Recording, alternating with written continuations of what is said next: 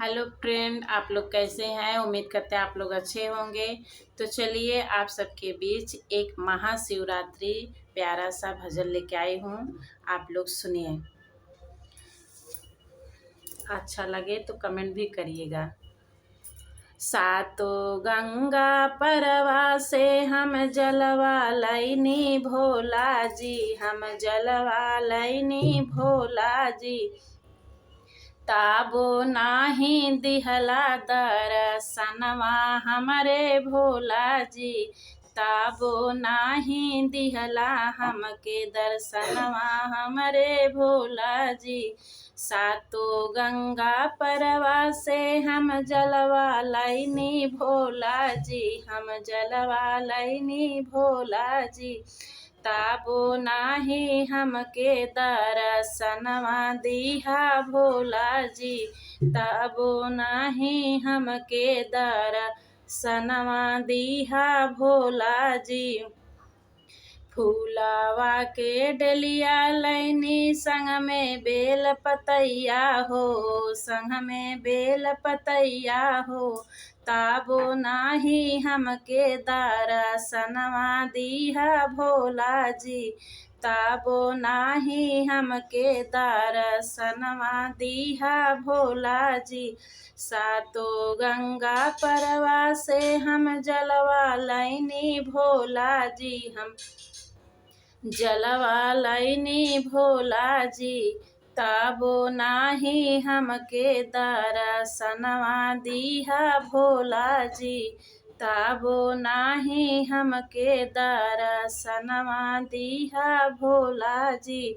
गैया के गौर बनैनी संग में लैनी धतुरवा जी, संग में लैनी धतुरवा जी। ताबो नाही हमके दर्शनवा दिहा भोला जी, ताबो नाही हमके दर्शनवा दिहा भोला जी। सातो गंगा परवा से हम जलवा लैनी भोला जी, हम जलवा लैनी भोला जी। ताबो नाही हमके दर्शनवा दिहा भोला जी, ताबो नाही हमके दर्शनवा दिहा भोला जी। दूध के थैली लियैनी संग में लैनी भंगिया हो, संग में लैनी भंगिया हो। ताबो नाही हमके दर्शनवा दिहा भोला जी, ताबो नाही हमके दर्शनवा दिहा भोला जी।